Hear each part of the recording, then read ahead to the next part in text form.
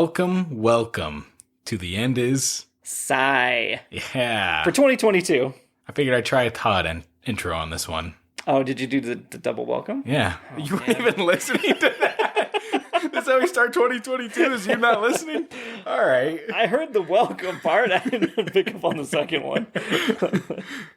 My bad. I was hoping to get more of a, wait, that's what I usually do. But yeah, totally just like... It went in one ear right out the other. I was just waiting for my cue. We talked about whether we were keeping the same type of opening, and then he went with one, and I was like, okay, so he is setting me up here, and I hit it out of the park, I'd like to think. Yeah? Yeah. How's that? What is that from? There's a movie where it's like... I just feel like it's a basic sound effect from a lot of things.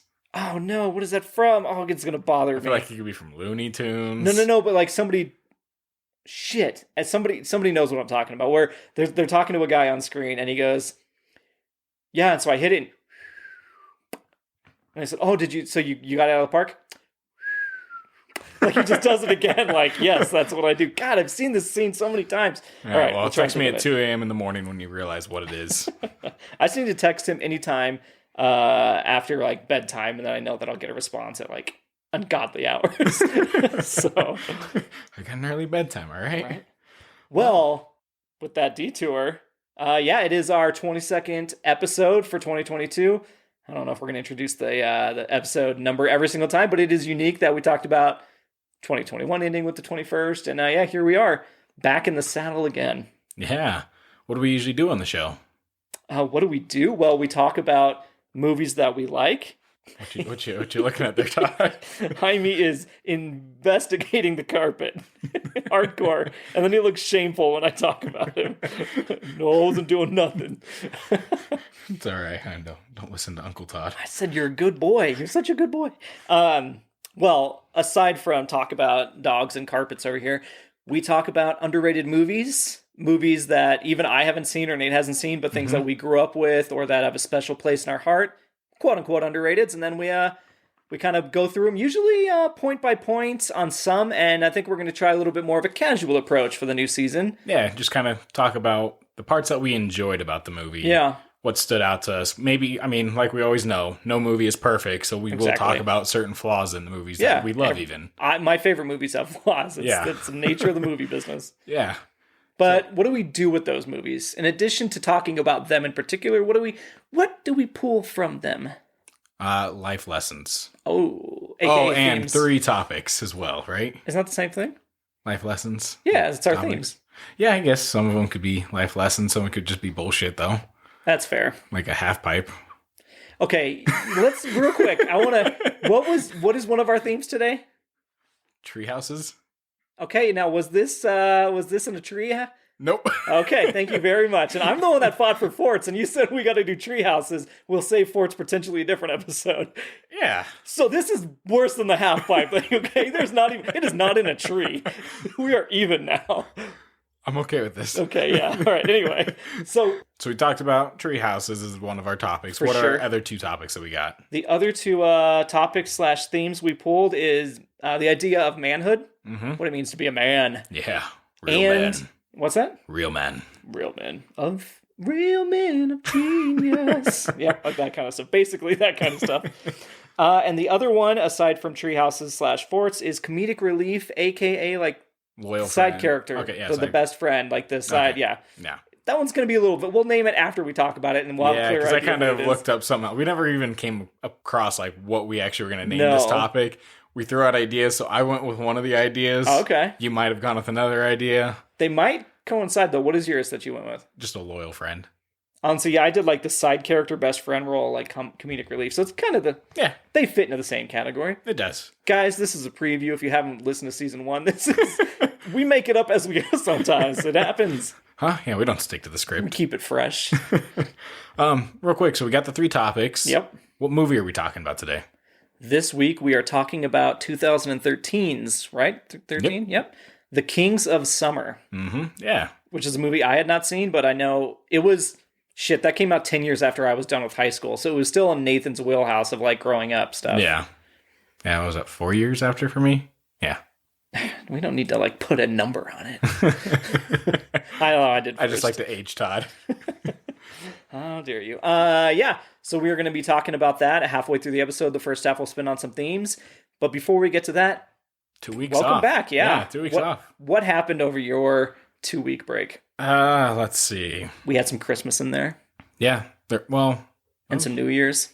It was after. Yeah, well. It ended. Our last episode came out on the 24th. No, 31st. What? Matrix. Oh, fuck me. Why didn't I think our last one came out before Christmas? Nope. It came after Christmas and right before the New Year. Okay. Well, how about your first 2 weeks of January? How did those go? They were good. I'm glad you're going first, and I'm y'all have been talking about Christmas time Shit again. that we already talked about. Yeah, probably. Yeah, no, it was good. Just got some board games in. We sure did. I was there. Yeah, you were for there. One of them. That was kind of the main gist. Got some stuff organized, cleaned up, played some games. Got some Scream in there. Yep, watched the new Scream. Started watching Peacemaker as well. I haven't started that. Yeah, it's good. I am caught up on Boba. Okay, yep. Are you caught up now? Book of Boba. Yeah. Yep. You're caught up? I am. I mean, spoiler alert for those that haven't listened to it, but Boba's kind of a bitch. Boba gets his ass kicked more than any other character in the Star Wars history. I mean, he does. Even in the movies, though, he got his ass beat. But they always try to make him out as like badass before that. Like that was just one fluke. This dude is worthless in a fight. Yeah. He's got some good like hype man behind him. Dude, that's all it is. Well, that biker gang in the last one was okay. That was the embarrassing. Worst. That was the worst thing in there. Okay, we got Tatooine, and it's very dusk, not very bright area, and they got these bright ass fucking bikes that look ridiculous. We got 20 mirrors on this bike. Here we go. And they're all like people that have souped up like different parts of their body with like android parts. That I was okay with. They couldn't afford water. No, because they spend it all. They spend it all on their bionic eyes and shit. No, and their bikes. And their bikes. Yeah, they're polished bikes. Anyway, yep, that's a whole different thing. Yeah, Boba is bad. But yeah, watched a lot of shows. Finished Search Party. Okay, yep. So sad. That last season is batshit insane, but in a good way. All right. It shouldn't work, but when you watch, you're like, this is how these characters would get into something. To keep it as vague as possible. Dexter. Yep. We're all through on that. I finished up. Kind of felt like it the same way it ended the first time around. Disappointing, but some good parts in there. I enjoyed how it ended, just as long as it stays done. Yeah. Are you glad they brought it back, or you wish they had left it where it was? I guess I'm indifferent. Life would have gone on with or without it. No, we're not talking life in general. For the fucking show, do you care that they ended it then, or would you rather have New Blood come out? Like, did you care? I'm glad that New Blood came out. Okay, so you think it added to the Dexter pantheon. Okay. I would have been fine had they left it to die. In the hurricane. Okay. Yes. It's fair. Leave it to die with Deborah. No. Yeah, anywho. All right, yeah. Yeah, otherwise, what you didn't ask me what I did, but... No, we kind of... I mean, well, yeah, you said board games, you watched some TV shows. Yeah, that's pretty much it. Yeah, any games for you? I beat Demon's Souls. Okay. Which is... Not good? I play them out of morbid curiosity. Okay. I don't enjoy my time playing those games, but I play them. Yeah. Because I'm a man. Speaking to our theme, I can game, and everybody, like, their whole thing is get good. Like, if you complain about a Demon Soul game or a Bloodborne game, it's like, get good. Fuck off, you little gatekeeping shits. I've played games longer than some of you have been alive, and I've beat some of the hardest, and I beat those games, and they still suck. Just making something hard cheap doesn't make it good. Yeah. Yeah, some of those shots are just cheap. It's like, well, learn their pattern. Yeah, but you still die 100 times and it's still frustrating. That's not a fun experience. Yeah. And it's like, cool, I beat it. Yeah, but I was like, I didn't enjoy it. Like, so what was the point? Yeah, that's fair. Yeah, no, I've been working through Guardians of the Galaxy, and it's been fun. See? There you go. I did buy Ghost of Tsushima. Yep. So I have that downloaded. I downloaded like a week ago and I haven't touched it. I haven't even started it yet. I like it.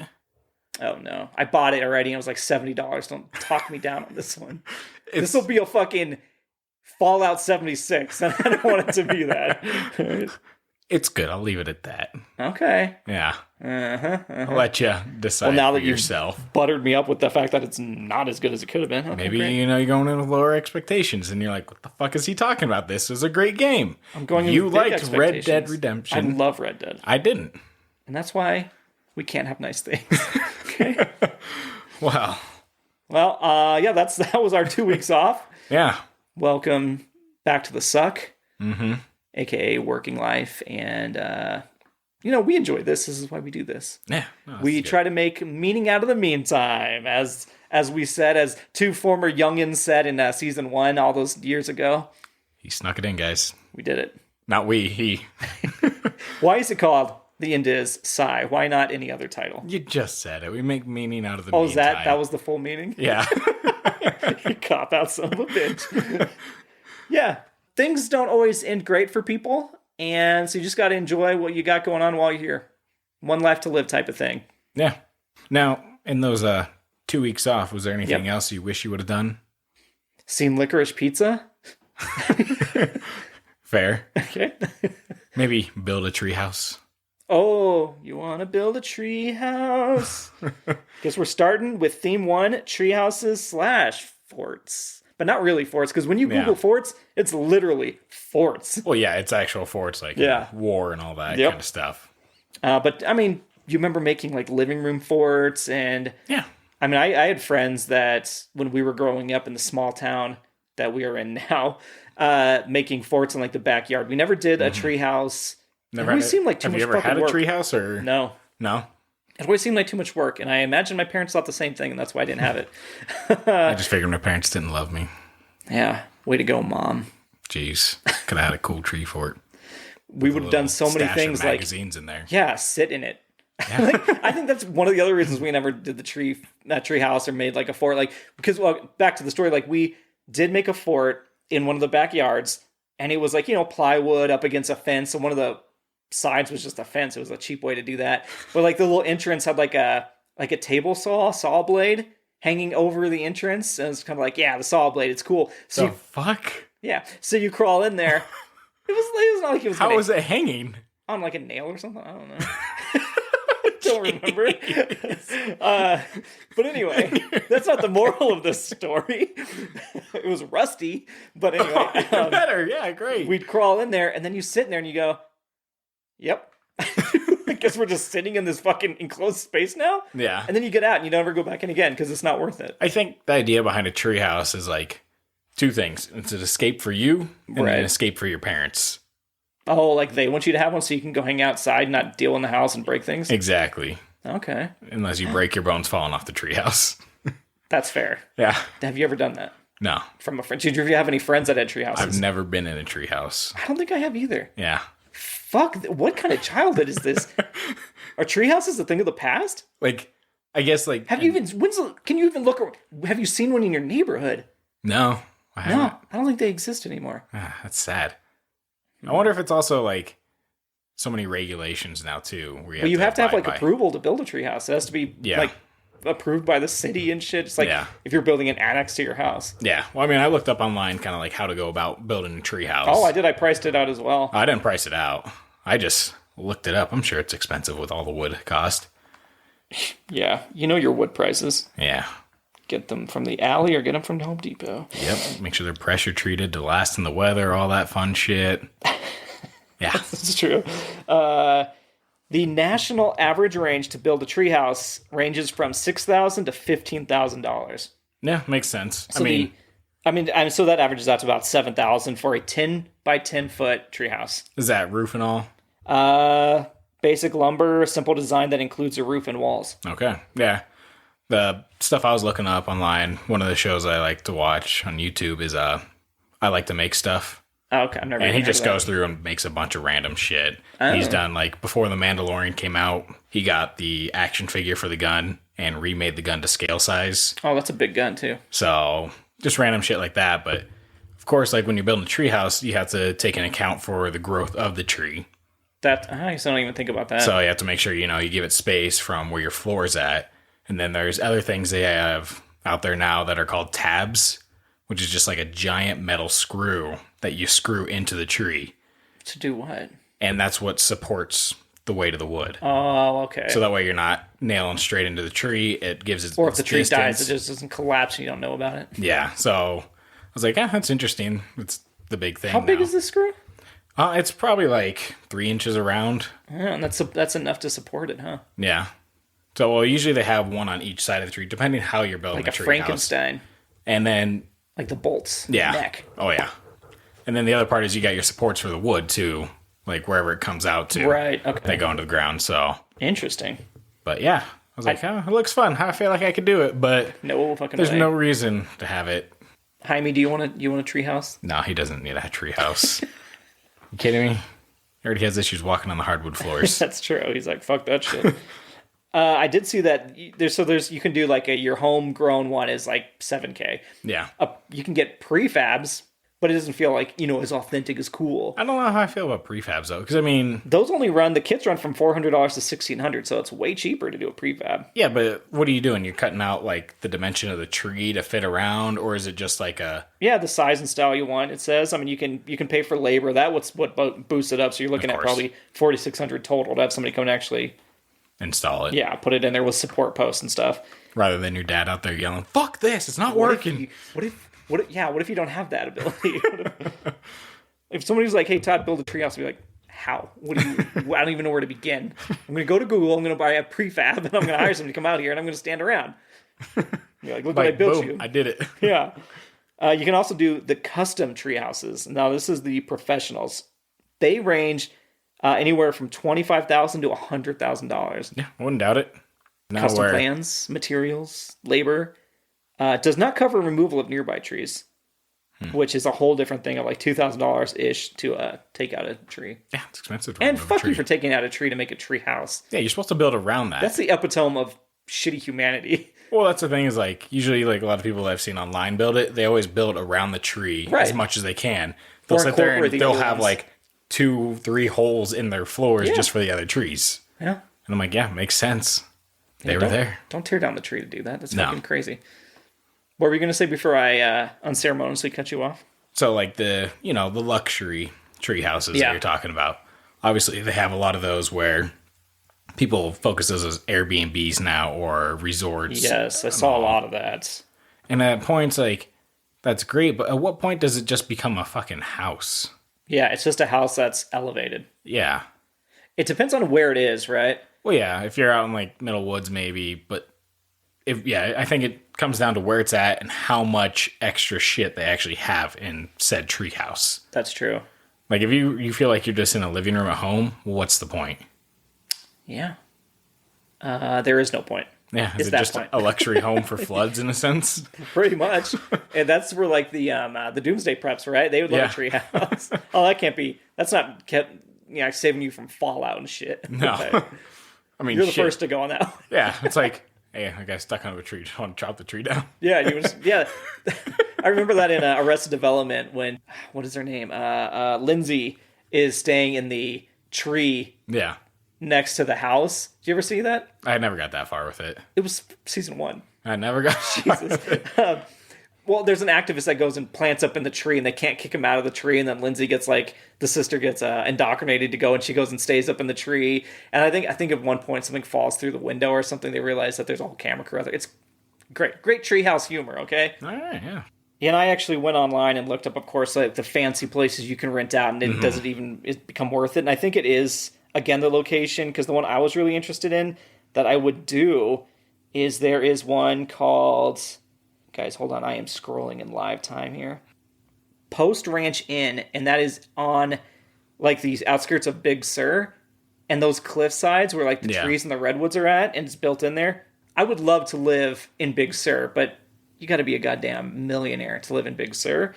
That seems awesome. Like these are like, it is modern wood and the glass windows and stuff. Yeah. But like it's the atmosphere because that view was fantastic. Yeah, the atmosphere and where you're at. It could just be a cabin, I feel, and it'd be good out there. Yeah, for sure. Yeah, it doesn't have to be in a tree at all. No. Or have a cabin that has just like a little side treehouse that you can walk up in and sit in, like a deck, like a patio. Right. That's all you fucking need. Well, I mean, treehouse is basically a deck. That's all it is. A big deck. Yeah. Yeah. Who doesn't like a big deck? Yeah. Just go out there and make a big deck on a tree. What? Carving a big deck on a tree. There's one I'm showing Nate here. It's a fuselage that's considered a treehouse in Costa Rica, but it's just a fucking plane fuselage sitting on the ground that's angled up. That's not a treehouse. Ah, that's lame. I was hoping it like crashed into the tree and they just like, move the bodies out. We're moving in. This is the hotel. Yeah, that one's just a fuselage. There's a lot. They look really cool. I think that's the big thing. They're good for Instagram stories. And there's also this one in Peru that has like a big wooden bridge that takes you up to it. So that's cool. It's like, that's an experience. Like if that was just part of a resort. I'm just imagining someone with like a shit ton of luggage trying to go across, rolling it across. There is a few, like there's ones in Sweden that use certain ones. Like one looks like a UFO that's in the trees, and it's got like the big down walkout, like what's it called, like a escape hatch. And so that it's like integrating it in, so it's like an experience. It's one of those like you go there for 1 or 2 nights and that's it. You don't go there for a whole week or anything like that. No, hell no. That's way too much to be out there for that. For sure. Did you happen to look up like famous ones in the movies or ones that you always wanted to experience, like if they were real? No, I guess I never looked up that. There was one where I looked up and it was a guy that built it, but it was also like a church as well. Church for birds? And they shut him down because it wasn't up to code whatsoever. So, but it looked fucking Did they massive. Pray? I don't know. Did they keep it up? I don't know what they did, you know. Zing! Whatever they did, it didn't work. It did not work. Jesus did not care about that one. That church, my son, can go away. But no, I never looked up ones from movies or anything. I'm going to mention some. See if you remember these. So, The Sandlot. Yep, that's one that first came to mind. Was The Sandlot. Then they kind of put 3 of these together. So, The Sandlot, Stand By Me, and The War. Did you ever see The War? No, I've never seen The War. Super good. It's an underrated movie for sure. Okay. I used to watch that when I was a kid. It would come up on like Free Stars weekend, you know, when you had whatever subscription service. But it is Elijah Wood and Kevin Costner. And Elijah Wood's just a little kid, and it's like kind of backwoods type of living, and it's like it's really good. Anyway, it's worth a check out, anybody. Okay, nice. But those kind of like ones that feel like they're actually made by people. Yeah. Because the Stand By Me one's nothing to like, it's just a latch underneath, you get up and you come in and you sit down. Yeah. It's nothing special, but it feels authentic. Right. And then you've got ones like the Ewoks Village. Yep. I mean, that'd be cool to see, just like a village. Right, to walk around on this different, well, they connect them, like a Fern Gully type thing, right? Yeah. Like that kind of stuff. Have a whole community. My favorite one, and I couldn't remember it. I feel bad that I didn't remember it at first, because when I saw it, I was like, hell yeah, is the Swiss Family Robinson. The old school Disney movie. They get, stranded on an island, and they build this entire, like, different multiple rooms. There's, like, the master bedroom area with where the parents live. That they wouldn't be able to, but because it's a movie, it hell works. Yeah. When there's, like, it's 3 or 4 sons or something like that, and they just, like, obviously there's a montage. They just build the shit out of it. And all years pass, and it's this huge, great thing. It's got, like, the water wheel, I think, and things that pull, pulleys that bring you stuff up to the second floor. Yeah. Dude, that's always been, like, the dream place to live. Right. I mean, I guess out of those, definitely the Ewok Village I'd like to go to. There you go. Is it the only one you can picture? No, I mean, I can picture Sandlot and Stand By Oh, Me. yeah, aside from the standard ones, But, right? yeah. Okay. Definitely Ewok Village. I did recall real quick the one from Home Alone, because he had the kind of standard one. He did. Yeah, I mean, he escaped to it. Yeah, he connects it to it. You only see it for a hot second. He breaks the wall to get through. But anything else on there? I had one thing for forts. Well, I didn't look up anything for forts. I was just going to ask you, what would you have in your treehouse, Todd? Huh? Ooh. What's the stuff you're going to have in there? Again, I think they're just boring as shit. But if I had to have a treehouse, yeah. What age am I? I'm not 37, right? Let's say, current age. Right now. What are you having in your treehouse right now? Nothing. That's bad then. Because I have no... Sky's the limit, Todd. A little bar. You have to have a little mini bar. Okay. How am I powering this, though? Let's say you got... My extension cords. Yeah. This treehouse is going to burn down in the first rain. I'd probably have a little mini bar with a little deck where you can kind of lean out and you have to have like rocking chairs up there. Yeah, like a swing chair or something like that. Like something to hang out and kind of relax. Yeah. You can sit back with like a cocktail. Yeah. Okay, yeah, I definitely can't do that with a hammock. No. It has to have, though, a slide that takes you down to a big hot tub. Okay. All right, so we're talking like a party treehouse. Yeah, no, I see it. Right now. Okay. So I have to have a slide to a hot tub and a mini bar. Those are my only qualifications. Maybe some rocking chairs. All right. What about you? I like the mini bar aspect. That'd be nice. Thief, okay. Definitely some lounge chairs. Thief, something okay. nice to smoke a cigar in. Okay, the cigar, yeah. So definitely that house is coming down real quick. It's burning down. Yeah. If it's not the rain, it's the cigars. Dude, that floor would be covered in spit. It's one, yeah. That's why you sit on the deck and just spit out the side. Get out the side. I'd like to have some comics, reading material. Okay, so that's classic. Yeah. The Stand By Me kids had the comics Mm-hmm. that they were smoking cigars with too. Yeah, and then I'd like a nice record player in there. Oh, so fancy pants. Okay. Nothing. I would if it was one of the wind-up ones, even better. Like a phone, like one of them they called a phonograph. Phonograph. Yeah. Like that is the Treehouse of Horror then from The Simpsons. That is made up there at night with you just see the little cigar tip glowing. And then I'd go with a zip line into a pool. Oh, copy again. Okay, you take 3 of my ideas. Hold on. Zip line is not a slide. Second off, it's a pool, not a hot tub. Same concept. Therefore, same concept. No, it's not. You slide into a pool. You're taking a safer approach. Quickly from the treehouse to a body of water. So if I just said I'd jump off the treehouse to the pool, you're like, oh, you're copying my slide. No, I wouldn't say because that's just jumping out of you. Just that's a quick access from the treehouse to the water. There's a method to it, not just jumping's not a method for it. That could be suicide. You have to the zip line or the slide is a safety measure. This fucking guy. You might as well just get on your roof and jump into your pool. Kids, don't do that. Yeah, don't. Don't do that. You will maim yourself. Yeah, you'll miss. You'll hit concrete probably. Yeah, think about that. If I do this, I'm going to die on concrete. That's all. Okay, now just put that in your head. Every time somebody says, jump off this roof, no, I'm going to die on concrete. Yeah, think about what you're going to do. You don't want to go out that way. Yeah. Oh, Nate pointed at me. I think that means, what was your fort thing? Yep. So I didn't point. I gestured with a nice little... That's fair. I just looked up forts, and the only thing I could find that wasn't a real fort was the largest blanket fort ever made. Okay. It was made in 2018 in Portland, Oregon. Okay. And it is 6,736 feet by, in diameter, like in space. So wait, 6,300 square feet. 6,736 feet. So 637,000 square feet. Yeah. Wow. And it was achieved by Murderboat Productions and Rumpel.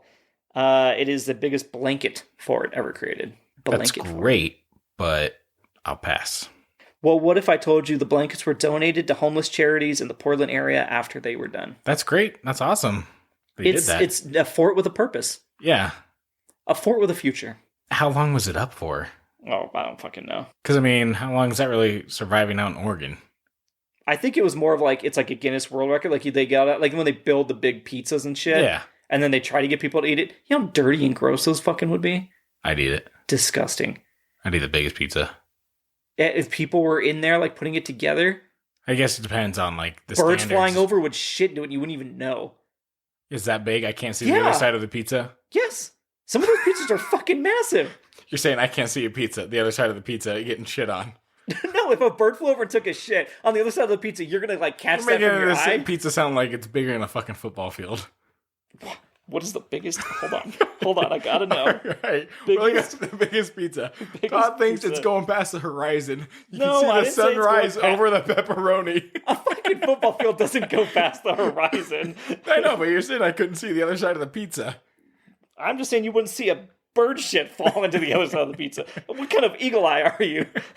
Biggest pizza ever made. Thank you very much. Largest pizza. The world record for the largest pizza ever made clocks in an amazing 26,833 pounds and was 122 feet in diameter. Okay. So it's half a football field. That's pretty fucking big. Would you notice half a football field if a bird... How are you cooking that? I don't know. But how? Would you notice if a bird's shitting it on the other side of it? Just fucking looking up the sky. If a bird flies over, okay. If a bird flies over, I think I won this, okay? No, if a bird flies over, then you're like, I'm out. What? So you're thinking no bird flew over that pizza that whole time? You know how long it takes these guys to make that? I'm sure it took hours, days. Days, yeah. Yeah. There's no way bugs and shit aren't just in there. I just don't know how they're cooking it. I think it's sun cooked, right?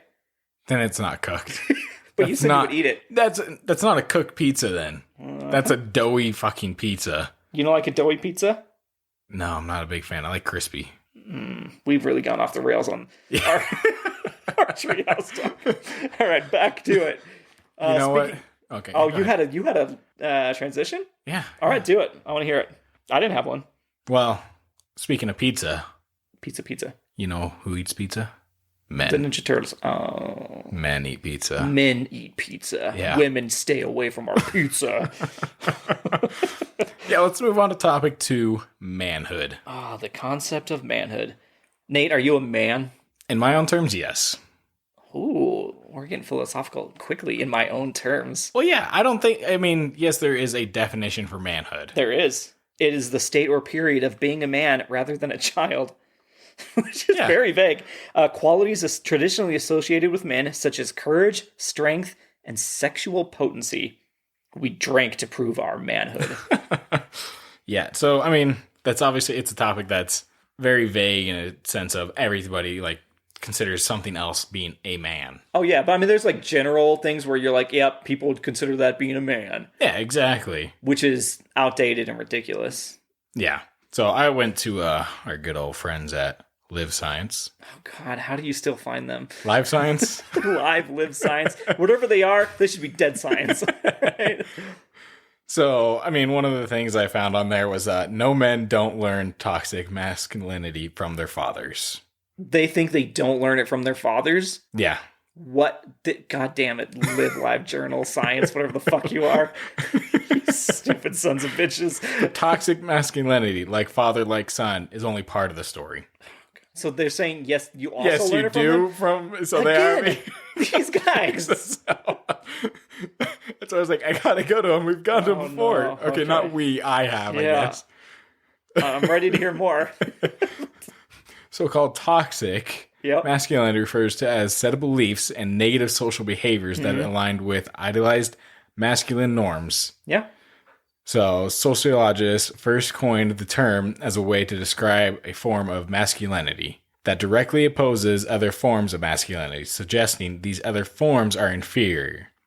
In this conception, real men are often described as macho, such as assertive, courageous, and competitive, but they are often also misogynistic and sexually aggressive. Oh, God. Yeah, that's They see themselves as dominant, while they relegate subordinate roles to others, like women, gay men, and those identifying as non-binary. Yeah, that definitely is toxic masculinity, right? And that's become a big issue. It's always been an issue, right? But it's become more in the spotlight. Toxic masculinity is something that the internet uses all the time now to point out things that are going wrong, or a lot of men doing a lot of bad things, and that because it's become a very widely talked about topic right now. It's not something that's, okay, like I said, new. It's just getting more spotlight. Yeah, one of the things I thought about too was the whole manhood of online you see, oh, if your guy doesn't drive a Ford, then is he really a man? Ford tough. So you got all those kind of memes going around of people just bashing on other things, but it's bashing on people's manhood or whatever, or the idea of what a man is. That's true. There's plenty of skits that are about being a man, right? And how I teased earlier, Real Men of Genius was kind of one of those. The man does this, and the man figures it out. And there was even, do you remember the Real American Heroes? Those jingles. Yep. Those were the same kind of thing. Well, I think now too, Old Spice commercials. Yeah. The guy on the horse and all that. True. It's very ridiculous, but they're trying to portray this is a man here. He's still ripped, and it's very much that. You have to be jacked to be a man. Which this day and age, whether you want to believe it or not, it's every woman is I love a dad bod. It's the dad bod. I care about the dad bod. And it's sure, prove it. But that seems to be the thing right now, which has nothing to do with our masculinity conversation. But is that your pickup line? That's my. So you say you like a dad bod, prove it. I don't know, I think I hit the thing, but I wouldn't know.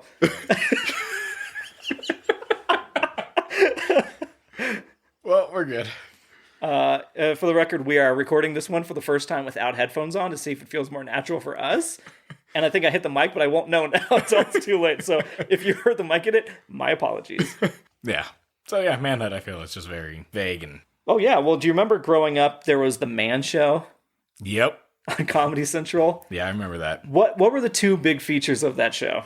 Do you recall? I couldn't remember. Boobs? Well, yep. There was one was drinking beer at an alarming rate. They had Red Fox, right? He'd always drink the full pint of beer with like one swallow. Mm-hmm. Dude lived very long, so I'm not sure how he accomplished that. But then the other feature was women on trampolines. Yep. Every wasn't that like the cutscenes or whatever? It ended. Yeah. That's how the credits. It always ended with a woman bouncing on a trampoline. Yeah. This was peak TV at the time, guys. And I was just a young boy. I was definitely watching the man show because it's like, well, I want to see who's jumping on the trampoline this week. It's not good.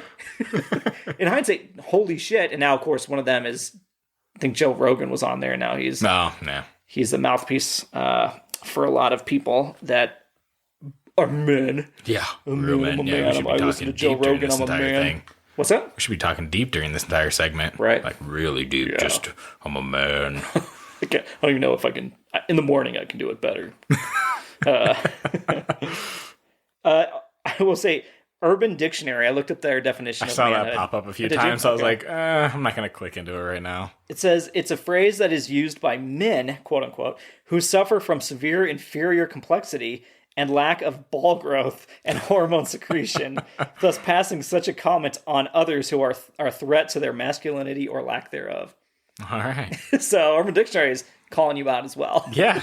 So my question is, has ever anyone been like, let me take your man card from you? Oh, fuck yeah. They've said that before. Like if you don't watch football on, Sundays, or you don't know what's going on in college, like it's college football. You don't know how to shoot a gun? Are you a man? Yeah. If you don't, shit, at this point, it's like if you don't vote Republican, you're just you're a girl, you're a soy boy, right? That's like you're a cuck. Like that's all it's become now. Is just stupid blanket shit. Yeah, it's just a phrase in general. Like it gets to some people like, whoa, what? I'm a man. I can do this. I can do it. Yeah. If you don't know a trade, right? Mm-hmm. So I actually think. Hold on. Yeah, and I wrote down in my notes. I think we're all and still are obsessed with like the idea of being a man. Like you ask the woman out. That's being a man. Like you take the first move, you pay on the date. That's being the man. You have to like the sexual potency they mentioned the other one. Like you initiate the sex. Like you're always horny. That's basically like the idea of being a man. Like you're always down for it. If you Jaime's a man. If you drink a bowl of water trying to interrupt the podcast, you're a man. Yeah. Real dogs of genius. I guess if you guys don't hear, he is drinking from his water bowl, and Todd is very distracted by it right now. There's no way they don't hear that. It's so loud. Hold on real quick. It's not picking up on the Zoom track here. But I bet they can hear it. I bet it's in there. What's the bet? That's so loud. What's the bet? Next meal. That's not fair. Why? You bought donuts past 2 times, so that's not fair. Jaime, are you good? Don't look at me like that, bud. You son of a bitch. He's back in. He's going back in. He's finishing that bowl. Alrighty. Oh, Jaime. You need to work with your hands. You need to learn a trade. You need to work so the female can live at home, raise the kids and stuff. If there's a noise at night or something, you have to get up and you have to be like, I'm going to go out there with a baseball bat. Yeah, and I'm going to take care of it. You have to have been in a fight. You're not afraid to that. You can't cry ever. You can't show emotion. And then it's like, we'll take your man card out. Yeah. Like that. I mean, shit, every male has gone through that in their life, whether it was in school or later somehow. Like you're not a man if you don't do these certain things. You don't. Oh yeah. It's embarrassing, but I mean, yeah, I even had a father figure, through a relationship that would never let me hold the door for them if I even got to a restaurant first. They would stop, hold the door, and then make me go in first because they couldn't have the door held for them. It annoyed me every fucking time it happened. That's weird. Yeah, but it's just like you hold the door of it as man. You hold the door, and if I'm the older male, I'm the one that takes care of that. It would even went beyond just like male-female dynamics or anything like that. Oh man, yeah. No, it's ridiculous. It's insane. But yeah, there's definitely that. It's more than that toxic masculinity, but it definitely gets into a more of a serious core issue where the idea that you have to be a certain way. Men, have higher rates of depression and suicide than anybody else because you don't get to talk about it. Like, you don't go to therapy if you're a dude, right? Like, that's the other thing is you do that. That makes you less of a man. Yeah, if you don't talk about it. Yeah. It's the idea that you bottle it up. But that's why you have fucking... Who does all this mass shootings? Have you seen one female do it? No, men. One female. Can you name one female that went on a mass shooting spree? No. That's fucking insane. Yeah. Because guys bottle up, like, they're supposed to be such a man, and then they get made fun of, and then it's like, well, the only thing I can do is show rage and aggression and use my power against you. And then you use that, and then people suffer for it. Yeah. And that's all right. You know, we don't just always talk about fun, lighthearted things in this pod. No, we've gotten real. Yeah, you got to get real on this shit. Yeah. When I was looking online, I actually came across a few articles about, like, what it means to be a man and, like, the concept of that. And it's always ones funded by a grooming product. It's crazy. Yeah. Like, I can't remember what the other one was. Some sort of male grooming group did this one. And the one that I'm going to reference here was sponsored by Harry's Razors. It's crazy because I don't know if that's, like, the easiest way to get, clicks and have men look at your thing is if you talk about things that, relate to them. And even though it's like, oh, I'm shaving, I want to read this about masculinity, but this one particular article that the Washington Post, so if you want to look that up, spoke about was like the Harry's creators got 6 guys together and discussed what does it mean. And there's some really good quotes in there. There's a video that goes through most of it. One of them said one of the co-founders said, when we started Harry's, we felt like there was a really interesting opportunity to change the way brands in shaving and in men's grooming treated their customers. So this is why they did that, like during the panel. Some of those brands were frankly speaking down to us guys, perpetuating a version of men in the world that just didn't apply to us. And it was like, the next time you're feeling the tears coming, cry. The next time you're with a group of buddies and you're feeling scared, tell them you're scared, he said.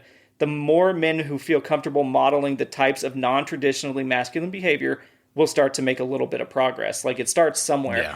And it sucks because even when I read that second part, when you're with a group of buddies and you're feeling scared, tell them you feel scared.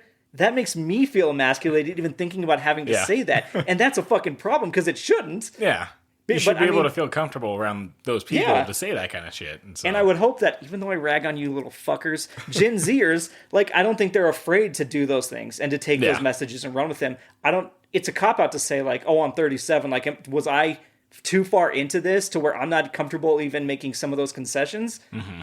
Some I can make. Would I ever in a group of guys be like, dude, I'm scared? No, I couldn't do it. And I even know it's stupid. Yeah. Totally be open with each other. But even I know I don't know, am I a lost cause? Great, let me be a lost cause. But I hope that next future generations aren't raised into the same thing I was raised into or you were raised into. Exactly. But I just thought that was interesting. Like, so you can watch, there's tons of articles that talk about that and the state of being a man this day and age. And it's all garbage, dude. It is. Big trucks, small dicks. We all know that's the new thing, right? So it's like, even like to buy a Ford, who gives a shit? Like, you're more likely going to be made fun of for having the big truck than you are going to be looking cool with the big truck. Why you got a big truck? Why do you need it? And that's you do haul anything? No. No, and the thing is, like, people that actually use it, the ones that are pristine and not without scratches and have never seen a dirt road, can go fuck themselves. That's the daddy's money buying it. But anyway, we're not here to rant about big trucks. That's not associated only with Manhood. There's some very hardcore people on both sides of any spectrum that are driving big trucks and have ranches and shit, whatever. But that just falls into one of those categories of like, well, big truck with the big exhaust coming out, shooting the black smoke up when they're what's that called when you're is it smoking people out or something? I think it's smoking people out or something stupid, like that. But it's always like the big douchebags that have like the machismo, like, I'm fuck you, I'll do what I want, laugh it up. Like, when you get a bunch of guys into a group together, there's nothing worse. Yeah. Nothing fucking worse. Don't worry, if any of you or those people listening, you'll age out of it. You will age out of it, yeah. You'll all of a sudden realize, I can't be racing my truck down the main street. This is an investment. Like, if something happens to this or if I get arrested, like, it's not worth it. Yeah. Daddy's not going to pay for it now. No, you're right. You age out of all of this. It's like when we did the bullying thing and stuff. Mm-hmm. Give it time, and you're going to realize at a certain point, you're not the top dog. You're not the coolest shit. You're not... Everything you thought was cool is like, oh, that's kind of embarrassing now, right? You'll get past it. This advice isn't going to work for the people doing it right now, but in a few years, they may listen and go, oh, yeah, they were right. I did fucking age out of that, and that sucks. I mean, that's one of the sayings. You're not the smartest man in the room. Right. It's never... Or woman. Yes. See, we're breaking down walls right here, guys. No, but and to that point, what do you think about that dynamic of like women can't show the courage or the strength? They can't be the leaders of the household. No, they definitely can. I think, it doesn't make sense of why it's just a man that has to do it or anything like that. A woman can show masculinity as well as for sure. courage or any of that kind of stuff too. Yeah. Equality isn't, son of a bitch, Todd. It's fucking season 2, and didn't silence your phone. Dude, I did look. Hold on, I'm so sorry. You were in the middle of a good one. It's on silent. Okay, we'll figure that out. My bad. Anyway, sorry, you were having a very important point. Jesus, what the worst time for that to come out. But anyway, yes, women and their role in like this masculine culture, quote unquote. Yeah, it's when it comes down to qualities such as that, they're not gender specific by any means. Right. Anybody could have a quality such as that. Yeah, women can serve just as well. It's always been that like attitude of, well, they're not part of my team. Like, I'm not going to have a woman on my squad. Like, are they going to be able to? Yeah. Yes, they can do what you can do. Yeah. All right, and they're probably smarter than you too. Let's be honest here, all right? Yeah. Dudes are very simple, dumb creatures. We walk around and look around a lot of the time. I think that was a Jerry Seinfeld one in the stand. It's like, we're just walking around, looking around. It's like, it's true.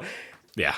To be a man means that you're not a woman. And that's the dichotomy that get hurtful, right? Because, dude, women are great. There are mothers. Mother, keep the pot on.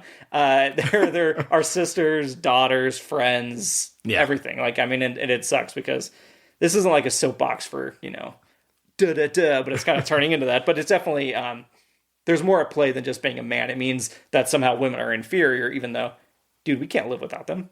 No. They're literally the reason any of us can be here. Yep. But yeah, you got to segue from the next one? Oh, fuck. How do I segue out of that? Well, you know who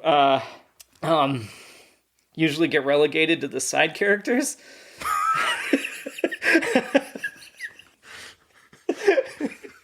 Which is an indictment on masculine culture is women. Am I right? And so they're usually the best friend or the comedic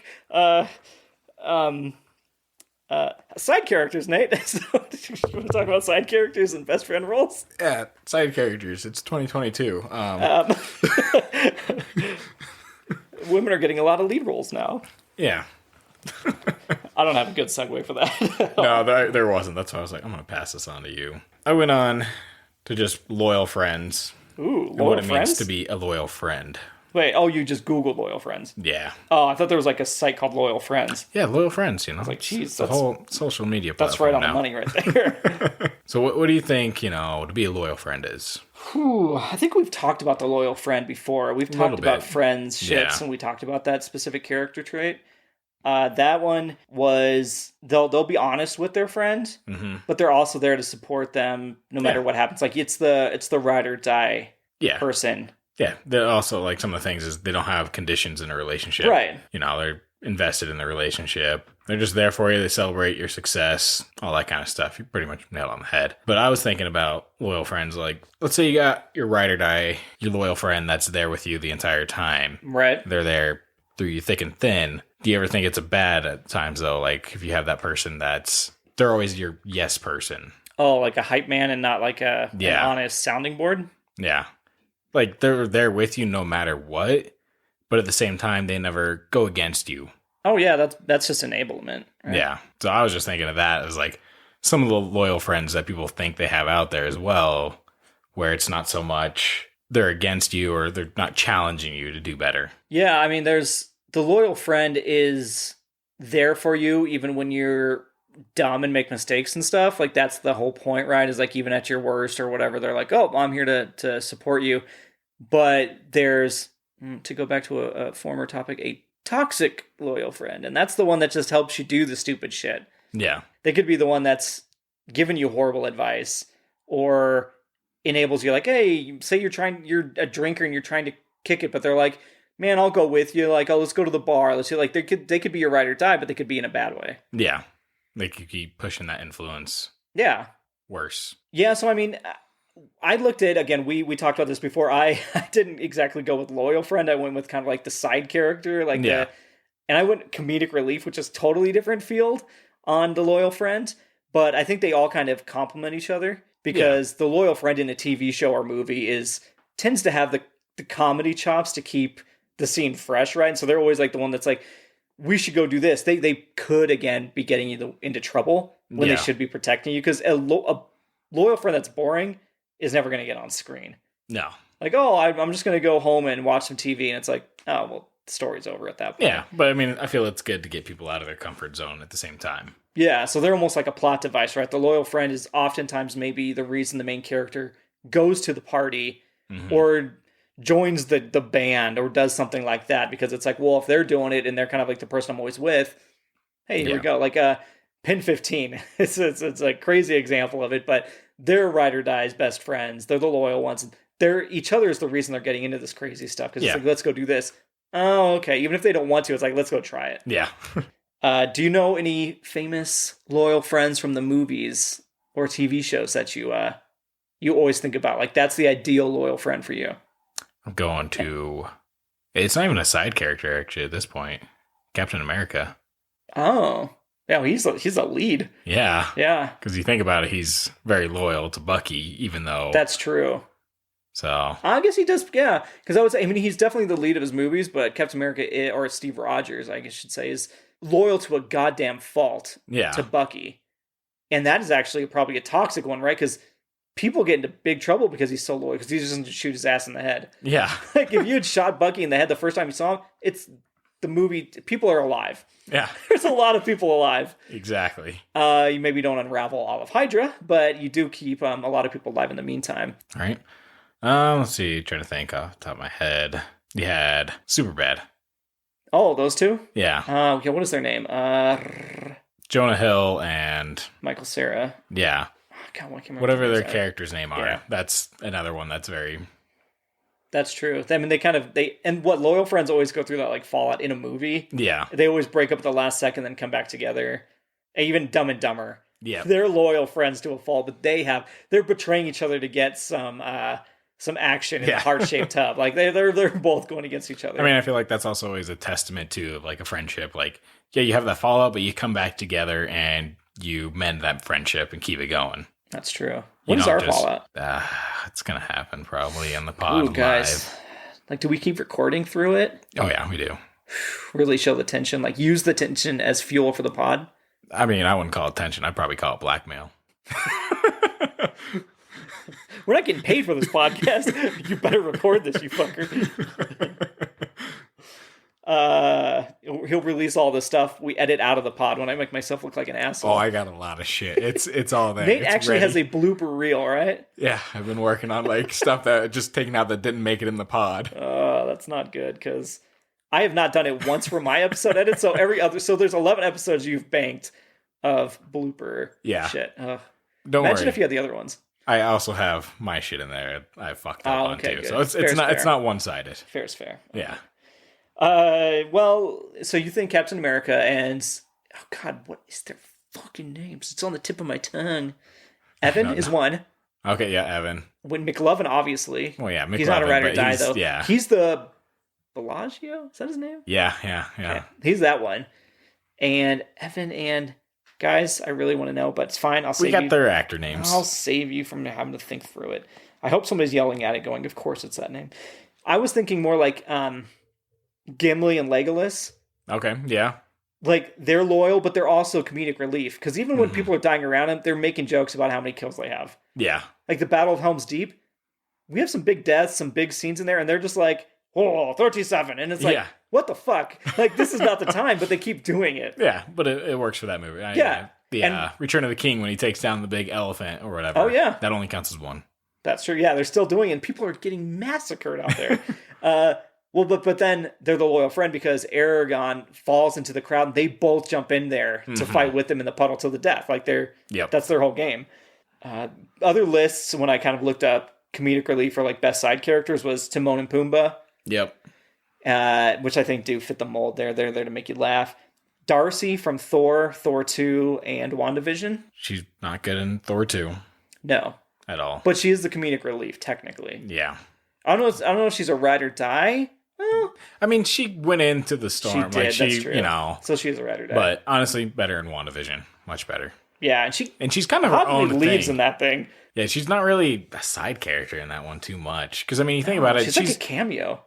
Like, in Thor, yeah, she was a side character as a friend there, or I guess an intern in a sense. But, right, and we're talking about, like, the plucky, black-haired, glasses friend. Yeah, in WandaVision, she was very head of the lead of, like, figuring things out in a sense. She was the She wasn't even there because it was, like, Thor or anything like that. It was just... She was smart. Jane Foster. Right. She was just one of the smartest people. Yeah. They probably took her because Natalie Portman was angry still at the time. on. Yeah. Well, she had apologized at this time, right?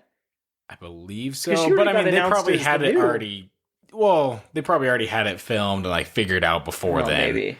So just one more punishment for Portman for being mean to everybody. And people started putting other ones on the list that I don't think get to count as like a best side character or comedic relief for that matter, because everyone around them was funny. Let me do the example here. Brick and Anchorman. Everybody's funny in that. Yeah, everyone is a side character. So you don't get to be the comedic relief if everybody's funny. Yeah. You've got Alan from The Hangover. Yeah. Everybody's funny. Yeah, everyone has their parts. Yeah, he was, I guess, people attached to him the most, but at the same time... It's a comedic movie. Yeah, the whole thing's a comedy. Yeah. Bender from Futurama. Everybody's supposed to be funny. Mm-hmm. They all have their quirks and the weirdness.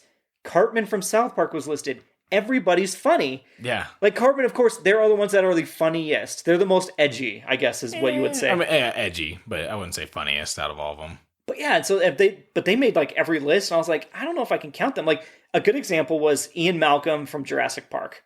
Yeah. Jeff Goldblum. Yeah. It's a serious, for the most part, movie.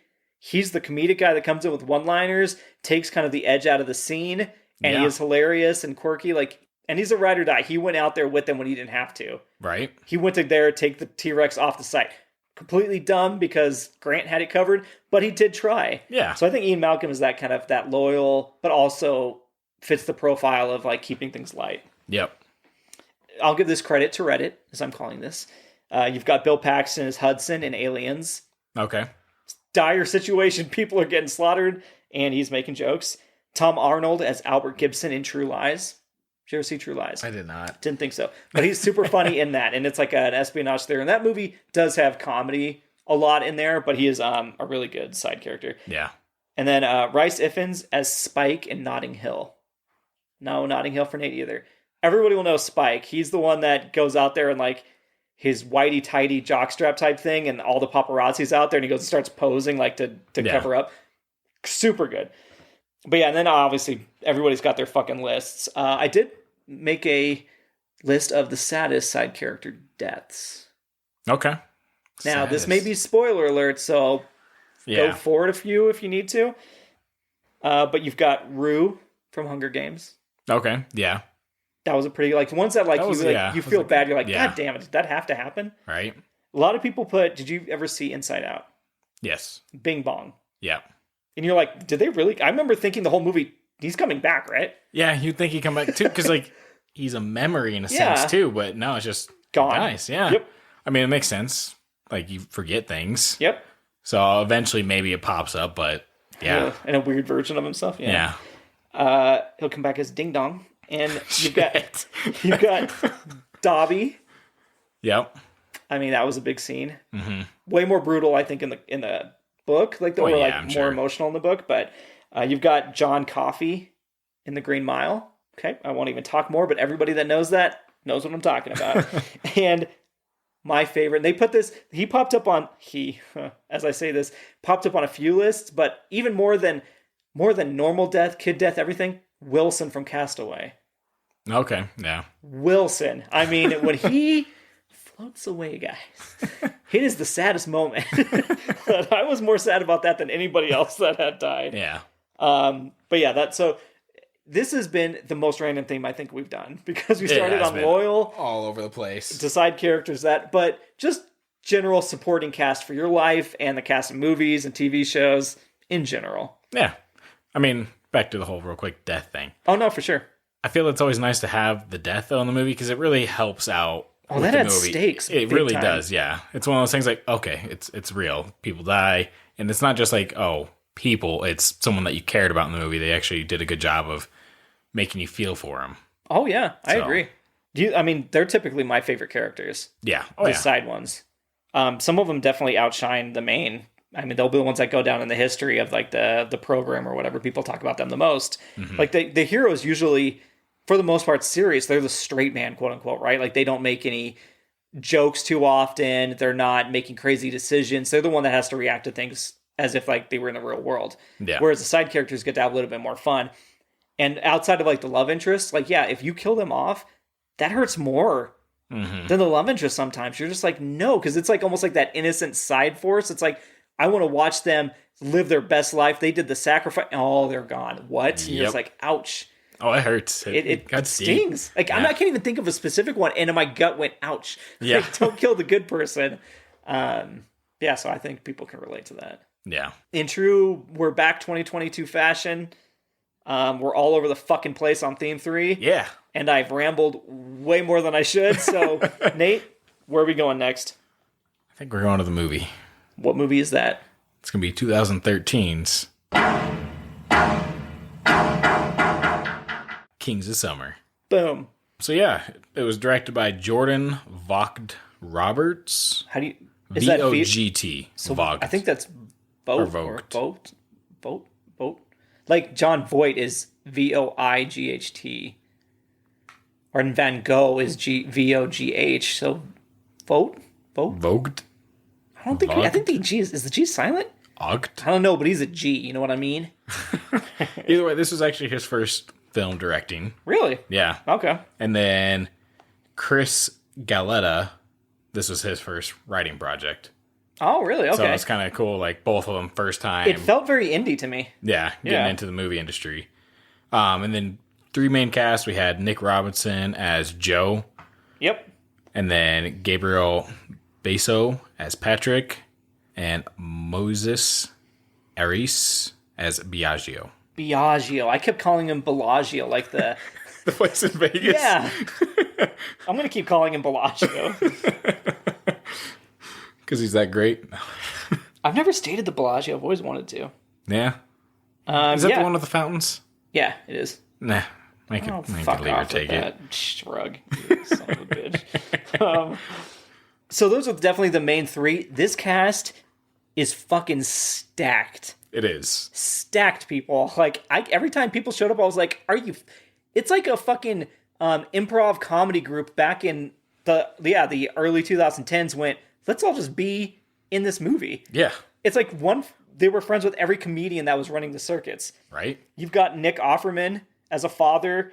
You've got, and I know she's not a comedian, but you've got Erin Moriarty as Kelly, like the girl interest. She's the lead in The Boys. Yeah. Starlight. You have Megan Mullally, who is obviously from Will and Grace. Her and Nick Offerman have been married for a number of years now. Mm-hmm. You have Mark Evan Jackson as Mr. Keenan, one of the fathers. He's a big comedian. He's from The Good Place. Yep. You'll recognize his face. Allison Brie as the sister. Yep. Eugene Cordero as Colin, the boyfriend. Yeah. You've got Marilyn Rice-Coob. Dude, she's fantastic. She's from many years as Chloe on 24. You have Thomas Middleditch as one of the cops. And you have a few others just kind of in there. But you also do have Kumail Nanjiani, who's not even listed as the main cast in there. Yeah. As just a delivery guy. This is like gotta be one of his first roles. Yeah, probably, right? It's 2013, I mean. Yeah, when did Big Sick come out? 2018, 2017? 15 maybe. Oh, I think so, earlier. We did it, and we don't even remember what fucking year it is. Yeah. But this definitely came out before, because he wouldn't have been just a side character. Or, I mean, or at that point, it would have been a really big cameo, not just like a normal... A delivery guy. Yeah. Or he'd be like over-the-top delivery guy, not just regular. No, yeah, there's so many people in this fucking movie. Yeah. Which I think helped it a lot, like in terms of like atmosphere. Mm-hmm. Oh yeah, they definitely brought more to the table than just like the new actors. Yeah. To help bring in that comedic relief a little bit as well. And this was my first time watching it. Yep. Tell me, don't tell me. Tell the audience, why did you choose this movie for us to watch? It's just one I don't hear much about. So That's fair, I feel it just falls under underrated. And I remember seeing it in theaters when it came out and enjoyed it and picked it up when it came out, and just one that I've always enjoyed watching every now and then. Does it mean something for like your youth? Like, no, I time in your life or anything? Did like something resonate more so? Is it just like, oh, I like that movie? It was just more, I like the movie. Oh, okay. That's all. Yeah, right. Pretty simple.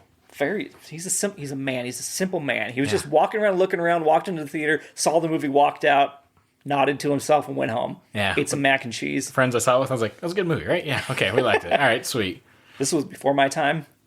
Was it not? I don't think it was, actually. 2013 was around your time. Yeah, it was my time. Yeah. Start of my time-ish. Yeah. Maybe a few years into it. Yeah. It's neither here nor there. And I wasn't there, so we are going to talk about this when the pod goes off. No. This was my first time seeing it. I saw it last week, and I liked it. I did tell Nate, I was honest, I was like, at first, I was not sure. Spoiler. Alert. It has a rocky start, I think, from like, it almost, again, from that like indie movie kind of feel. Like a lot of things, the plot setup is very, I think, like it hits you in the face with it. Is like, these kids don't like their parents. I think the parents are fucking great. Yeah, well, I mean, Nick Offerman, yeah, he's a hard ass. Barely, though, too. But it's to the Joe's point of like... shit. Yeah, he is. But I was like, dude, the dad's totally in the right on all of this. But this is to say, it's a good movie, and I'm glad I watched it. And it definitely, like, I can see why Nate finds it underrated and why... I might have heard it referenced before in the past. Like, it's not like it's a movie that has been relegated to the $5 bin or some shit like that. Yeah. But it just has a very... auteur feel, I'll say, at the beginning, where it's like, this is the characters, they're very one-dimensional at first. Like, when you get, I'll say, Biagio shows up, I hated his introduction, because it felt so... It was random. Like, school play, almost, reaction to it. It was like, oh, and he's like, I made this funny one-liner. The party or whatever, and that was it. That's weird kid. And it was like, but you guys would know who this kid is at this point. You've all gone to school with him. Yeah. He's just there, and it was very forced. And I was like, fuck, dude, I really want to like this movie because I have to review this. But then you get to, I would say, like, not even halfway through. I'd say 20 minutes into the movie, I'm like, okay, it finds its footing. The stakes have been set. The plot is ready to go. And Biagio becomes your favorite character. Oh, yeah. He's definitely great in the entire film. Like, it's one of those things, like, watching him act, I wish I could see him in more movies. Yeah. Because... he really hasn't been in anything else. Well, and now that like that cute little look he has of like being that funny little friend probably doesn't exist anymore. It probably doesn't, but still, like he's got good timing. He was in the entire thing though, of like that, but also like his dancing and all that. Yeah, like you can tell he has like a lot of the stops that's need for acting. Oh, for sure. When they dove in the water. The way he dove was all professional looking. Like, I didn't even see that. Did he really? Putting his arms out and like he's swan doing the full dive, while the other ones are just jumping in feet first, like you would as a kid, right? Yeah, but he was just like completely like, "Nah, I'm a badass. Check this out." Okay, I didn't even notice that. I have to go back and look at that. Yeah, so no, I definitely enjoyed his character, and even through the movie Joe, you see him develop like, oh, this is him as a father that he turns into. He does kind of, yeah, that's true. I mean, because, Joe, his father is Nick Offerman, and he's a single father. The mother passed? Yes. No. All I know is that Joe is mad that his father's dating somebody new. Yeah. Which is a very childish thing, obviously. That's a very classic Hollywood, trope, like the kid's mad. But he takes it to a level. When he fucking calls the cops on the house, the father was that's like... fucked. No, and then the father even lets him go spend the night at his friend's house. Yeah. That's how nice Nick Offerman is. He's not a hard ass as whatever they want to paint him out to be. The whole, like, going out with the whole tools. You need to pick up those tools and all that outside. It's like, yep. He's like, yeah, you need to do that. And it's fair enough to take the phone and hang up and just like, hey, go pick those up and you can fucking call her back. Yeah, exactly. That's all it is. Nothing Nick Offerman does did I ever think he's a bad, overbearing father. It's just... a kid thinking his life is the worst. Exactly. That's all it is. It's a selfish kid thinking, which is totally fair for a character. Like, we all went through phases like that where you don't use any logic. No. You're like, just reacting. The life revolves around me. Yeah. This is, my world. You can just fucking live in it. And everybody gets mad at Monopoly. So Monopoly ruins a couple scenes in this movie. It does. And it ruins real life as well, guys. We all know. Everybody... I haven't played Monopoly in years. I don't bother with it. The last time I played Monopoly, I think, was at a friend's house in high school. And we got to the point where he was so good at it that the other three of us were using pieces of lint to move around as our characters because we sold them to the banker. And he would hit us in the back of the legs with a cane as punishment for not paying something because we didn't have the funds. Okay? Oh, Monopoly's not a good game. That guy loved that game for sure. He did. But, I mean, yeah, it's one of those, that scene there, him, like, talking, like, let the men talk here. Right. It was definitely, like, a little bit demeaning. Like, obviously, it wasn't Nick Offerman saying that to his son. It was just the boyfriend, like, really taking it. Right. They were having fun with it. Yeah. Yeah, I get why he comes out of it from that. And he's threatened by the new girlfriend. And she was totally nice. And it's like, it's not fair. He's like, luckily it worked out or something, right? Nick Offerman towards the end is like, well, it didn't work out, blah, blah. It's like, but what if it had and you fucking ruined it, dude? Yeah. Like, your dad can date again. I'm sorry. It's going to happen. But then, okay, so then talk about, who's the friend? The main friend. The douchebag friend. I hate this kid. Patrick. Yeah. Patrick, his parents aren't bad either. They're just his quirky. parents are fucking great. They're just funny. They're just very protective, and they love him a shit ton. Yeah. They're overbearing probably in their love, but they didn't even show that much. No. The dad comes down once and is like trying to make a conversation, knocks on the wall to find his stud. Very funny. That's Mark Evan Jackson again. Yeah. And he's like, he treats it as like the worst thing that's ever happened. It's like, dude, the dad's just trying to like relate to you. Yeah. Well, he even mentions like, oh, I got hives because of my parents. I'm like, that's insane. Are you sure that's because of your fucking parents? I'm sure you got something else going on. You're rolling around in the fucking... You're a wrestler, so it probably happened somewhere there before you broke your leg. Check on the other wrestlers in the room. Yeah. It was one of those where his parents are great in what they do. Yeah. And that's Megan Mullally, and Mark Evan Jackson. Yeah. So, real quick, going to the delivery scene. Yeah. The wontons. Okay, so this is Kumail dropping off. Yeah. Extra large wontons, and there's a whole rant on there. There is. But to me, like, I saw it, and I always thought wontons were the crispy little cream cheese filled Yeah, things. I did too. Those are cream cheese filled wontons, yeah. In the juice and just floppy noodle. Yeah, either way, I'm like, I gotta I've never try had the wet ones. I feel like I need to try one of those wontons now. Everybody turn off the pod when I say I haven't had the wet ones. Yeah. Everybody turn off the pod. This is the new era. Season 2, everybody do it. I'm sorry, Nate. I'm sacrificing the integrity and the metrics of this pod, but everybody shut it off. Be rebels. Keep it on. Also, real quick, at the beginning, he builds a shitty birdhouse. He does. Half-ass. Just for, like, way late, too. Yeah. It's funny, too, because the teacher's like, we're done. We're doing Hangman on the fucking finals board. were due last week or something. How does he build a fucking full-on fort? The fort building doesn't make any sense. Should we let him out real quick? Yeah. You scratching at that door, bud? You want to go see the mom? He said, yeah, Dad, Mom's home. Oh, while you were gone for that half second, I just remembered the scene I'm talking about where he goes, is from The British Office. Oh.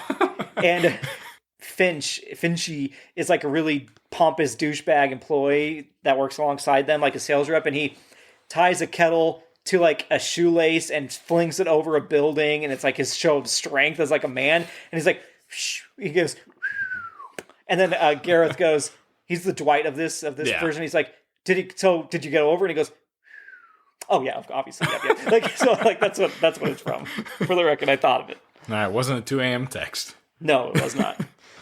But yeah, him building that fort. Oh yeah, well, and I get like they stole a lot of things from the neighborhood, so like a lot of the pieces were in place. Yeah. But yeah, you'd have to have so many nails and support, and they spent a lot. They did show us them clearing the area out, which was really nice to show us like they did take time to like make some sort of foundation for it. Yeah, but it's significant. It's like there's even a bunk bed area. Yeah, there's like a sunroom too. Well, it's weird, yeah, because they have like the bunk bed area, which is like the back half of a truck shell that you put over the bed. Oh, I didn't even notice that. That was part of it. You had the door that was porta potty yeah. door.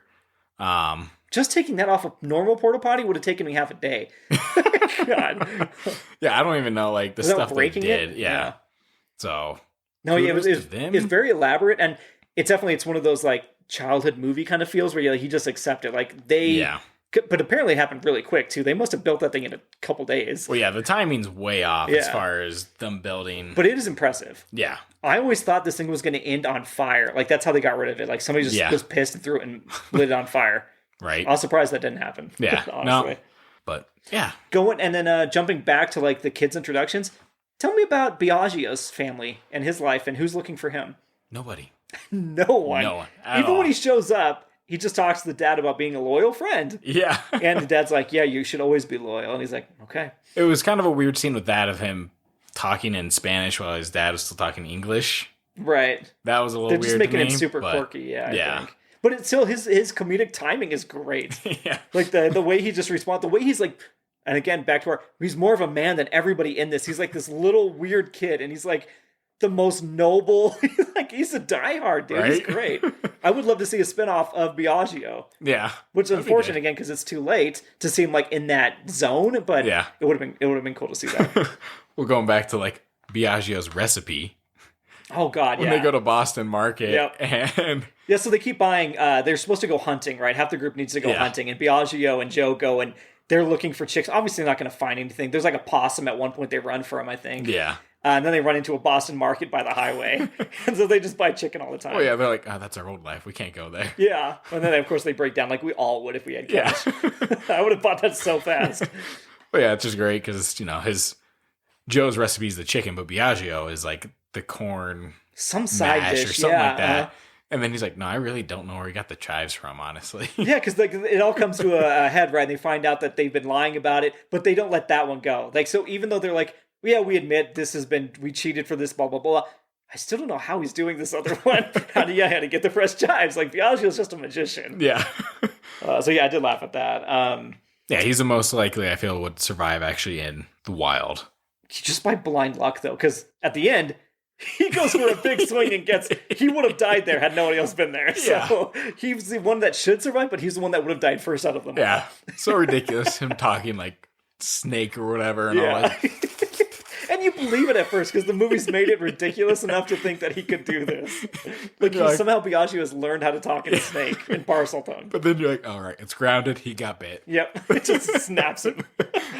The way he just falls to the ground and the sword drops is so good because it's so immediate. Yeah, too. And in the hospital afterwards, remember how I said I would do that again?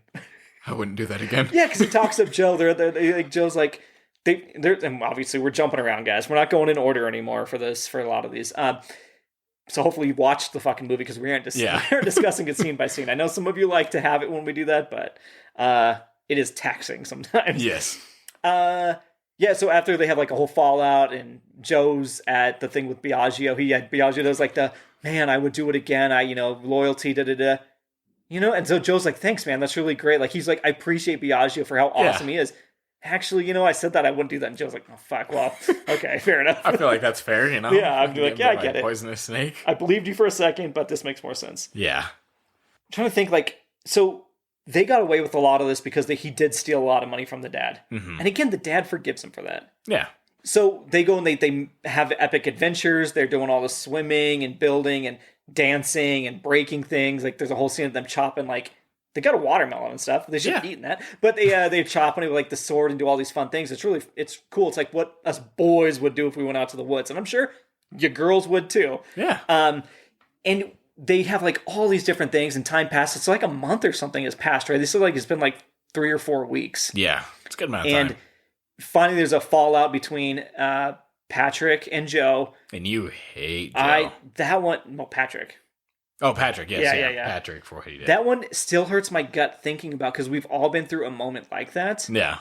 And so I was like, that's when I sealed the deal that I did really enjoy this movie because I was like, oh, that got a visceral reaction from me.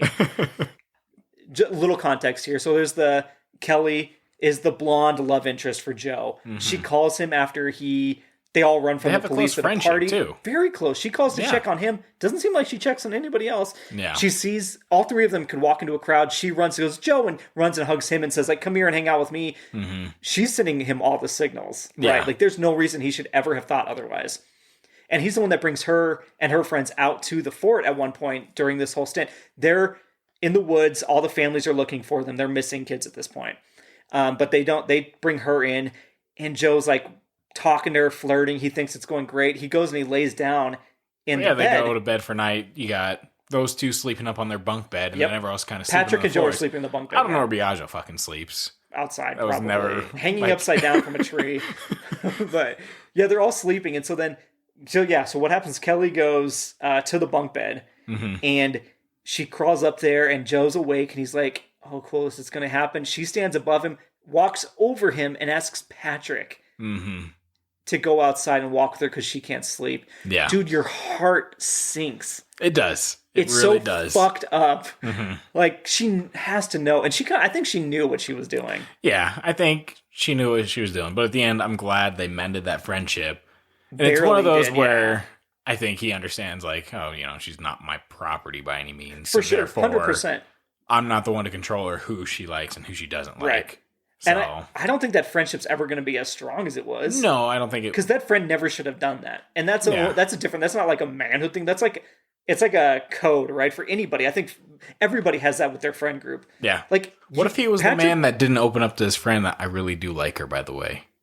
Yeah, I mean, maybe he didn't. Yeah. But from what we've seen, Patrick knows Joe really likes her. Oh, yeah, no, there's no way that's a mystery. Yeah, there was definitely, in the whole fallout, they bitch about it, and he's like, it just happened, man. I'm sorry. I don't know what to say.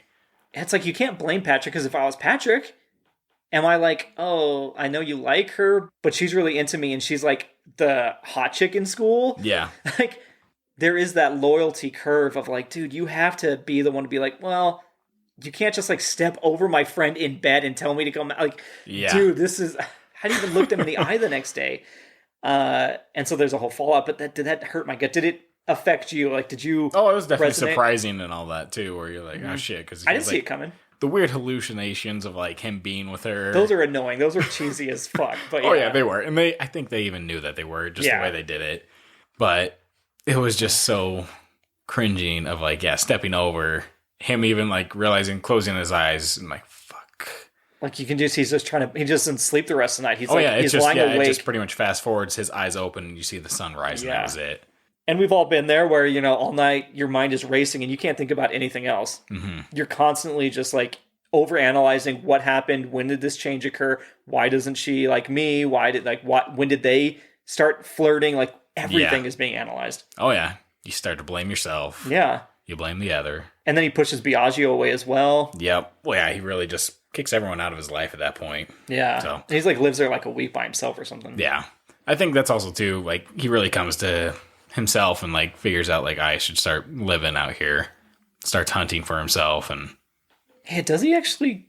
The rabbit. Oh, the rabbit, that's right. Yeah. And he does all the cooking of it. I'm surprised they did a fucking baby rabbit.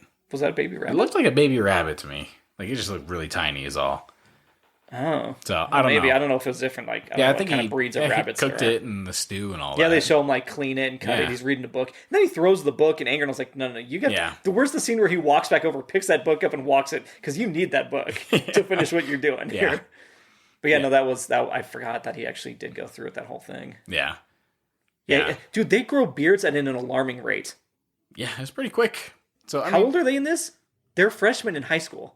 Yeah. Or no, they're going in to be sophomores. Yeah. But yeah. Still, they have full beards by like week 2. And I'm like, bullshit. Bullshit.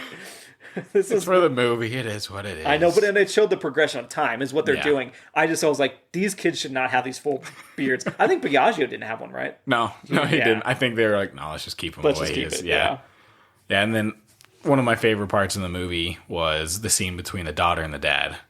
Nick Offerman. Oh, and Alison Brie, yeah. When they're going away in the car? Yeah. She's leaving and all that, but she's talking to him, and she's like, do you think I'm a bastard?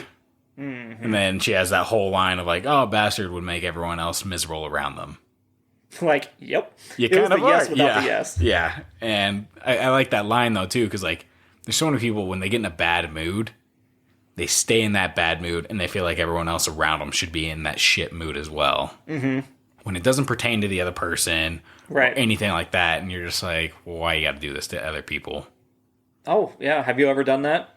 I try not to. But have you done it? I might have at times, but it's one of those things I try to stray away from just because... You know how it feels, probably the other way. Yeah.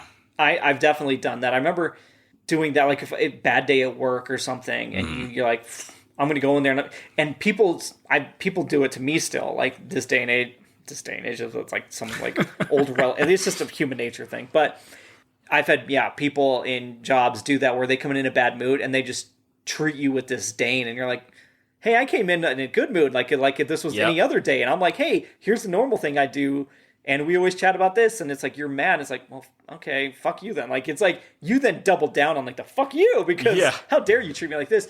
And like, I've gone in and made other people's lives around me miserable for a day or something because I'm mad about something, but then I'd like to think at least, I quickly realize, oh fuck, like that's not fair, and I try to back burner it so that I can be like, all right, I'm just, at least, if I'm not going to be happy-go-lucky because I'm in a bad mood, I'm at least going to be neutral so I'm not bringing them down with me. Exactly, yeah.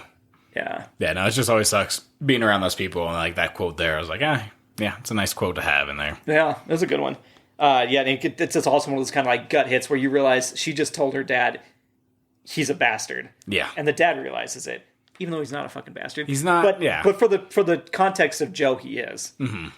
I'm trying to think of like what else did you catch in this that I think that was a lot of my main stuff that we talked about already. Yeah. It's a pretty quick movie. Well, yeah, hour and a half, so it makes it real and a lot quick of it is like montages and those flash scenes, and so it's them building things, going out and exploring. You see a lot of nature shots, like they're trying to build atmosphere. Well, yeah, there's definitely a lot of, they utilize like, I guess, cinematography in this and do like a lot of slow motion shots, even though they're not necessary. Right. That's why I think it also felt kind of like an amateur movie, like at first, which apparently it was for both. Yeah. But good outing for both of them for a first movie. The Biagio scene when they're in the interrogation room is so good. He's walking through. So good. He walks right up to the two-way mirror and just stares at the cop in the back of the room, just dead stares him, like because he can like see him, but he's not supposed to be able to.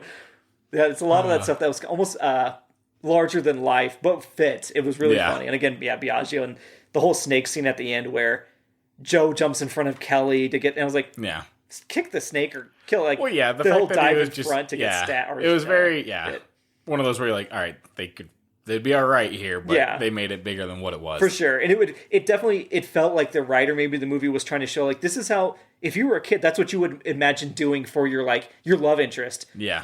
Well, if there was a snake, I would jump in front of it and I would take the bite for her instead of like an adult response of being like, stay still, let it move, or kick the fucking thing out the door and then get the hell out of here, anything else. And so I wonder if it was written from like that perspective of like, if I was this high school kid, I would be imagining her in this field and us about to kiss. And then, then we juxtapose that with the real idea of like, well, she didn't even like you the whole time. You just thought she did. Exactly. It feels like 500 Days of Summer almost, right? How aloof Joseph Gordon-Levitt.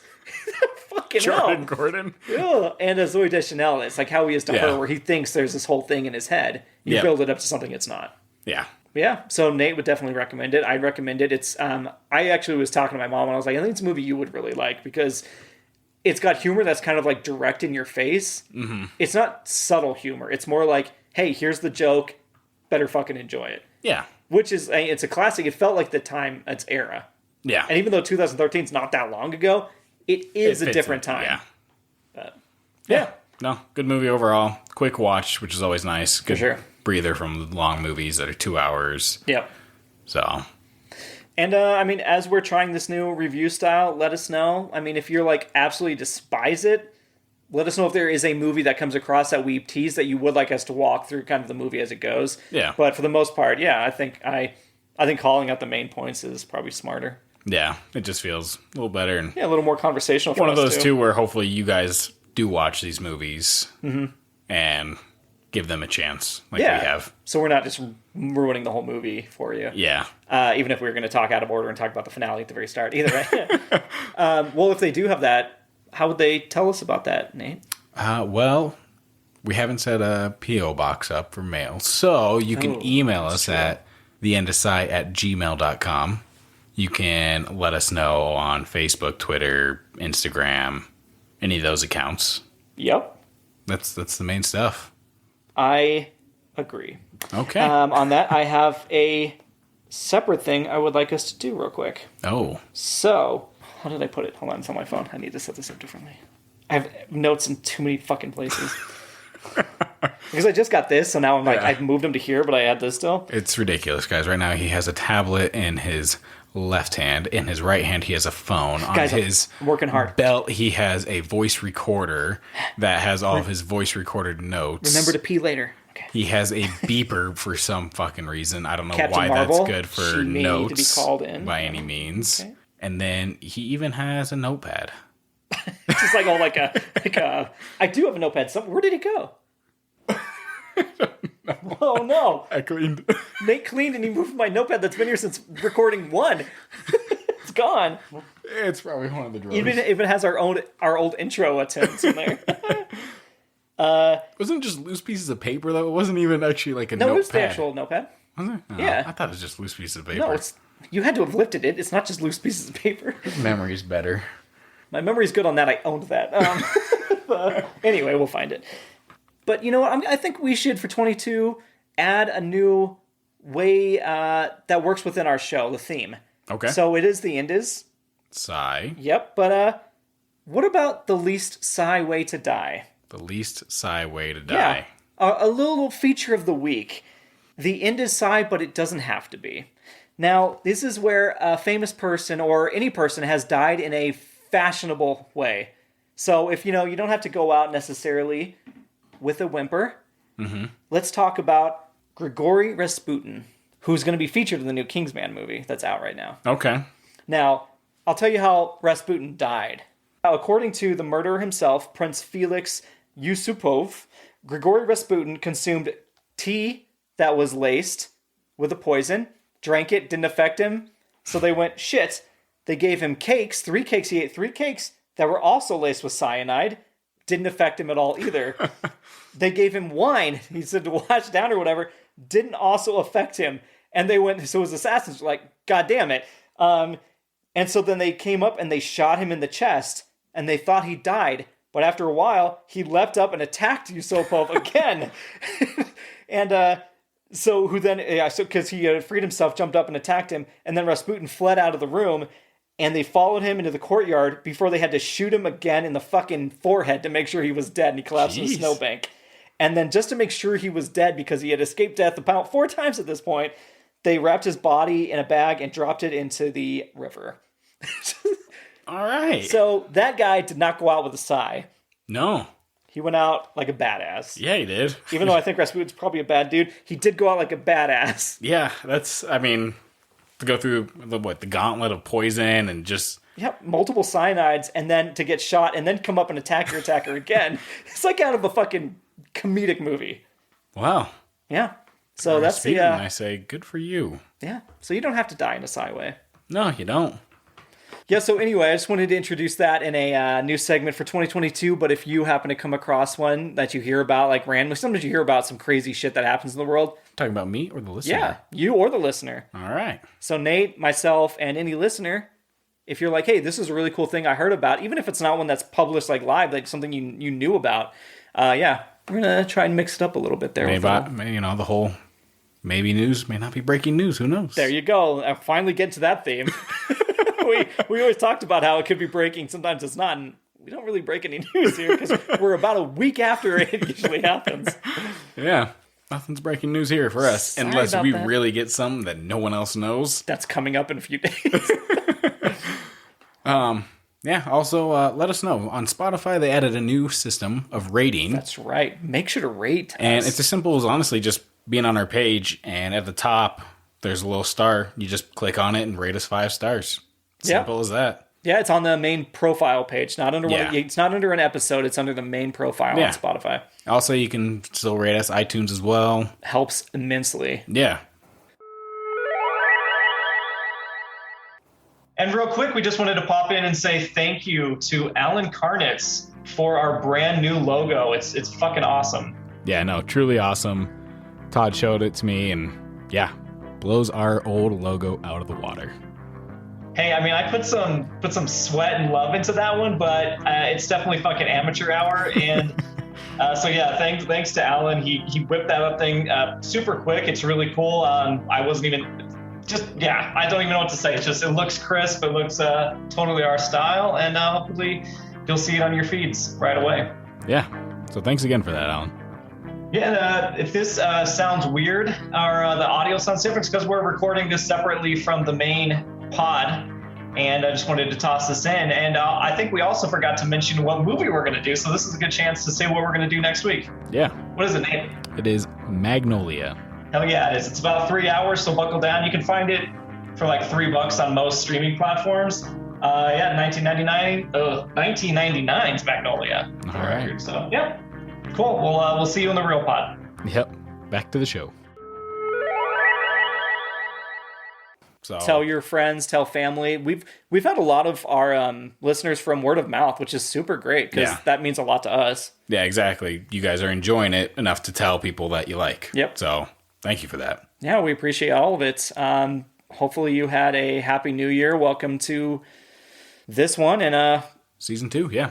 Nate's got something on his phone. No, it's just a quote. It's just the quote. Oh, you got the quote on your phone? Yeah, to read it out for my sign off. That's what I was waiting for. Yeah. What's on your phone, Nate? Picture of Moon Knight. Yeah. Okay. Jesus. Poor Moon Knight, the things he's seen. Well, with that in mind. With that in mind, is this okay? A bastard would make everyone else miserable around them. Yeah, fucking right they would. Yeah. I would never do that. But, as always, it's fucking Candyland, people. Did you like my dramatic pause? Yeah, it's good. What'd you type in last time? Did I tell you the wrong password? Nate, look back and see what password I gave Todd to see if he... Oh, no, there's proof. Shit. There's proof. All right. I'm always foiled by this goddamn podcast.